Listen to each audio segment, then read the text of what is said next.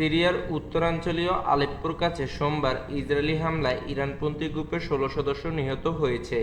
London ভিত্তিক Syrian observatory for human rights বলেছে, পশ্চিম আলেপ্পোর হায়ানের এক ফ্যাক্টরিতে ইসরায়েলের হামলায় সিরিয়া ও বিদেশি যোদ্ধাসহ ইরানপন্থী গ্রুপের ১৬ সদস্য নিহত হয়েছে। সিরিয়ায় গৃহযুদ্ধ শুরুর পর থেকে ইসরায়েল দেশটিতে শত শতবার বিমান হামলা চালিয়েছে। এর বেশিরভাগ চালিয়েছে সেনা অবস্থান এবং লেবাননের হিজবুল্লাহ সহ ইরানপন্থী যোদ্ধাদের লক্ষ্য করে। তবে গত বছরের ৭ অক্টোবর ইসরায়েল হামাস যুদ্ধ শুরুর পর সিরিয়ায় ইসরায়েলের এই ধরনের হামলার পরিমাণ বেড়ে গেছে। এদিকে সিরিয়ার প্রতিরক্ষা মন্ত্রণালয় এক বিবৃতিতে ইসরায়েলের হামলার বিষয়টি নিশ্চিত করেছে। উল্লেখ্য, সিরিয়ার সরকার বিরোধী বিক্ষোভ দমনের প্রেক্ষাপটে ২০১১ সালে গৃহযুদ্ধ শুরু হয়।